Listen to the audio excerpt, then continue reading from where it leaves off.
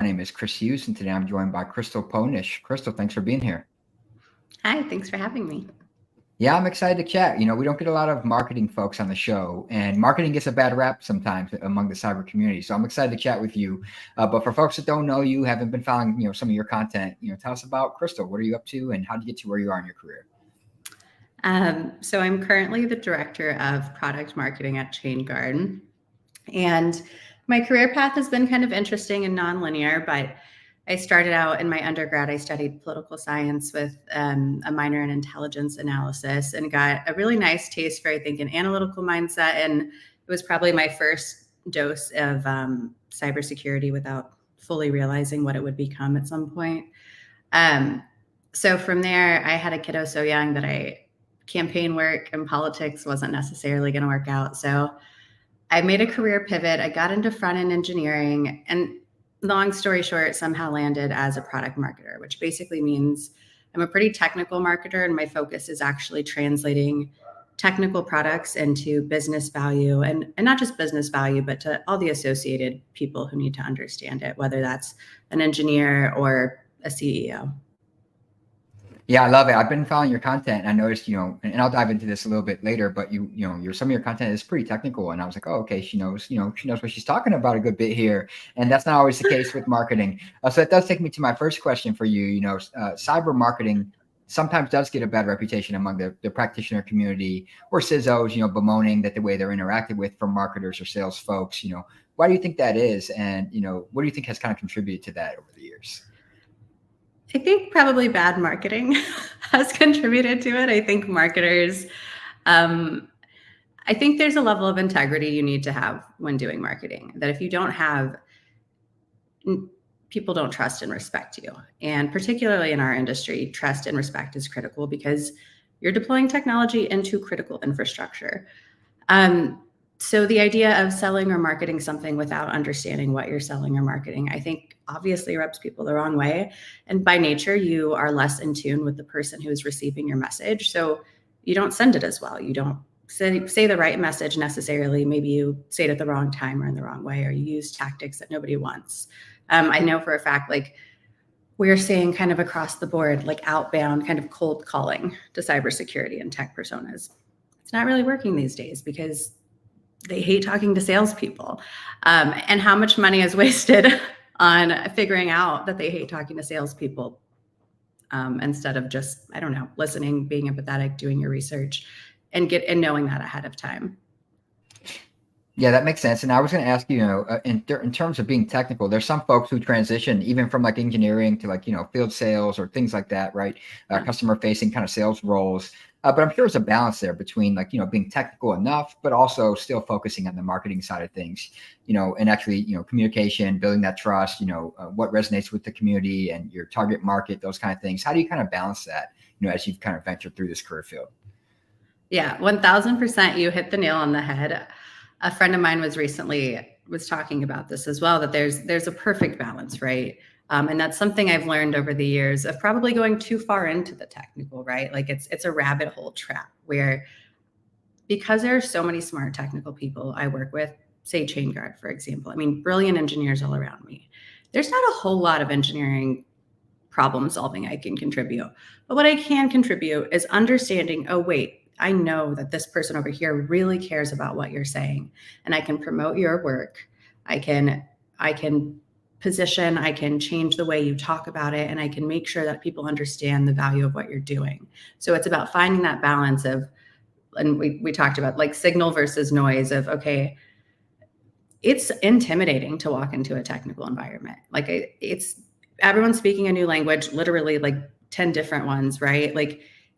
Not to mention programming language, cultural languages, what department it's so much. So you have to really learn to, I think one thing that's actually helped for me, what I do is pattern match. I'll ask 50 people the same question. And, that really helps figure out what the noise is and what the signal is, because you start to just see patterns across, okay, these are outliers, or these are things that when I ask this person, they're really not interested in. And it's a lot of just studying people and research and empathy. And then, knowing where to draw the line and say, I don't need to be the smartest person in the room. In my younger days, I definitely was and thought I needed to be. Now I try to be the dumbest person in the room more often than the smartest, because there are always people who can explain things to me better than I understand it today. Yeah, it makes sense. I feel the same way. If I'm the smartest person, like I'm not growing, I'm not in the right environment. I need to change environments. I was going to actually flip that around a little bit. It can be uncomfortable, as you said, for a marketer, coming into a highly technical team and environment. But I imagine, for some of the engineering folks I've worked with, they don't want to be out front facing people or interacting with people. Sometimes they're pretty introverted sometimes. And it can be intimidating to them. So how do you kind of pull the engineering and development folks into maybe some of the customer facing activities or marketing, or get them to come out of their shell a little bit? Because I imagine you've encountered that a little bit too. Yeah, absolutely. That's actually what I would consider my specialty and what I love doing. It's where I find the most joy and passion. Engineers are incredible. They build incredible things, they do incredible things, but they're so often just motivated by the fact that they're building something incredible. And they're not nearly as often motivated by money or prestige. I mean, some are, of course, but they are also motivated maybe by educating others and problem solving and sharing information. So I just ask a lot of questions and I get really curious and I'm super interested in it. So I just take the time to get down to their level and learn what they're sharing, really understand what they're talking about. And that's really it as far as I know. And then just try to coach them. Yeah, some of them never want to be public facing, but you just find ways to accommodate that and still highlight the really great work that they do. But just help them maybe talk about it a little bit differently in a way that maps their engineering work to the actual impact on customers and the market. And sometimes I'll actually what I do that really works with that personality type is I collect all the data. I just do a ton of research. In my past, I've interviewed like 50 CISOs. Just tell me all the ways you secure your environment. How do you secure your build or your runtime or your endpoints? And I don't know, you just listen and then you connect that to what the engineers are building. Yeah, that makes sense. I found even in cybersecurity, there can be certain people who are not used to interacting with people, or they like kind of working in their own space, and maybe they don't want to record video or audio, but maybe they like writing. They want to make some technical blogs or documentation, or they like doing demos and they want to record a demo of something they're working on. So kind of finding what outlet they're comfortable with and then kind of meeting them where they are on that front. It's a good strategy I've had among cybersecurity peers, for example. We talked about some of the bad marketing tactics that have gotten cyber marketers the reputation they've gotten, but when you look around the ecosystem among your peers, people who are doing well and actually having success and are well received by the community, what do you think differentiates a good cybersecurity marketer? I'll try not to be too biased and talk about ChainGuard in the ways I feel. Even before I got here, I think ChainGuard and Dan did a really nice job of being authentic. It's actually something we've talked about a lot. It's that authenticity of you can't really fake that, and you sense that in the market. I think Wiz also does obviously an incredible job with their marketing. Anyone who I think Vercel as well is a really good example. But it's hard for me to find. I think the ones I like the most. Oh, and CrowdStrike, of course. CrowdStrike does. I will never forget RSA. Was it 2 years ago? But they had that massive Arctic bear or whatever their mascot is. So I think they did a really great job of turning it to like adversaries into personas. But I often feel that cybersecurity maybe needs an improvement in a lot of areas. Like we're doing incredible things, but it just still feels like too rigid. And the ones who really succeed are the ones who make it authentic, who take away some of the rigidity, not always, and there's different markets, of course, but just make it more real, make the ones who make it authentic and who actually talk about what practitioners are doing and working on instead of, I don't know, a buzzword they heard they're supposed to write about one day. Makes sense. Yeah. And then you've also talked about, how you're working with, development teams, engineering teams, like kind of bridging that gap between technical engineering and development types to the broader cyber business community and things like sales and go to market. What does that look like for a marketer? How are you kind of engaging those teams and trying to draw out, what they're doing and how you can try to resonate that from a business perspective? What are some effective ways you've found to do that as a marketer? I wish, like I said, it really for me is a lot of like, I approach it almost like a researcher, an anthropologist. I just do a lot of interviews and one-on-ones, and people are usually more comfortable having one-on-one conversations. but I record conversations a lot. I take that, I turn it into content. What was the original question? Remind me. Oh, What else was I I was going to asking, tell like, you? as a marketer, like, you're obviously you talked about bridging that gap between the Oh engineering yeah. teams, development teams, and, like, some of your activities around go to market and sales. Like, what are some of those activities look like, and how have you found, what are some of the effective ways to do it? Oh yeah, it's well, it's an art, not a science, so it's not perfect. But I really like the storytelling approach. I really like interviews, and a lot of it's tactical empathy. It's a lot of being very cross functional and deeply understanding everybody involved in a process. So, for example, one of my key responsibilities is like launching products. My teams will launch our different product lines or new features to market. That takes a ton of cross functional effort, and ideally no feature is launched to market unless we know for a fact, or at least have enough of an understanding or a belief that there is a market there. We should do some market validation, right? So learning to couple with whoever the person coming up with the feature early on, and go along with them to customer interviews to learn about the technology, to ask questions.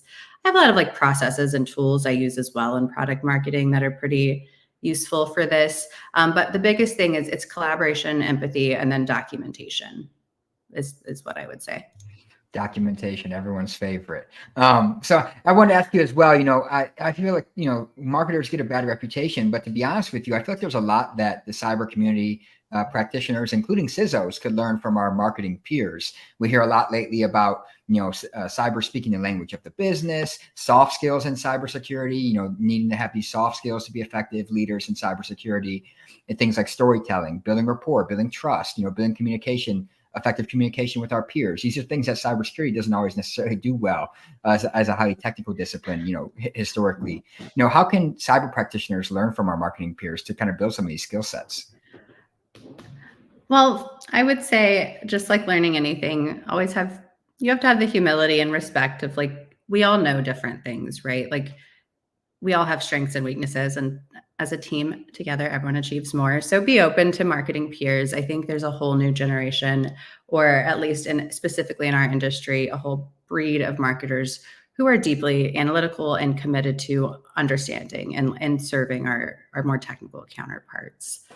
The other thing is I think technical personas could benefit from, and I think the challenge here, and this is where you lean on each other, because a marketer can tend to help bring out and understand emotional context quite a bit. And the fact that, reality is perception is one of the kind of core rules of marketing. And I think when you're an engineer or very technical, logical, literal thinking, if that's your natural kind of default way of thinking, it's hard to think like that, because it's like, okay, wait, well, that color is technically blue, but this person is calling it periwinkle or something. I don't know. And you have to be able to blur the lines and see in between, and see the gray area and see the emotional context of why someone is saying something. So I think that's where marketers really help. Like, you build the how and the what and the why often, and then we collaborate on a ton of the rest about who cares about it and how you talk about it and how you promote it. Yeah, I love that. I think there's so much, like, to be honest with you, that cybersecurity could learn from our marketing peers, and especially as we try to build business relationships with our C-suite peers or engineering and development teams, breaking down longstanding traditional silos between our groups. And it all comes back to like the human element, like you're talking about: communication, trust, building empathy for one another. And these are things that just haven't been historically prioritized in cybersecurity, at least throughout my career, a lot of the environments I've worked in. I want to ask you as well, you joked about this a little bit behind the scenes before we went live here, but you're at a company that recently received a Series B. They're thriving, they're doing amazing, right timing for what they're doing in the market, for what the market cares about. Obviously, things are likely pretty busy, behind the scenes. So what does a life of, a product marketer look like right now in an organization like yours, having the kind of success they are? Okay. Well, let's make sure I don't say anything that Kaylin and Dan get mad at me for, but totally kidding. It's amazing. It's incredible. I love it. It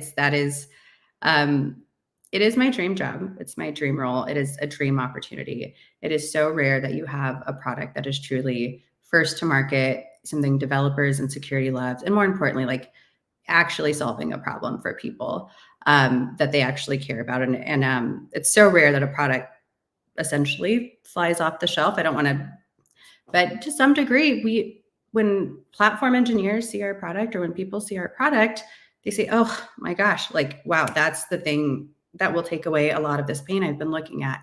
And that is the most fortunate position a marketer can be in. I mean, I could not have a better product to market and a better, more brilliant team around me to do that with. But it's a ton of work we're building. We are building a company, and we're trying to build a company, theoretically, right, that's a legacy company that lasts forever. That's what I'm trying to build. I think ChainGuard is deeply revolutionary. So I'm clearly driven by my passion, and it's a ton of work, and we're building a lot, but we're preparing for our next stage. And I think we're about to, come out pretty strong. Yeah, I agree with you there. For folks that are interested in diving into the technical aspects of it, I've had Dan on in the past, and we dove into everything around hardened containers, Kubernetes, software supply chain security, open source security. So check that episode out. You can dive into all those topics with Dan on that episode. As we move towards the end of the conversation here, I have a couple questions left for you. From your side, what does the term cyber resiliency mean to you? It's a question I ask everyone at the end of the conversation here.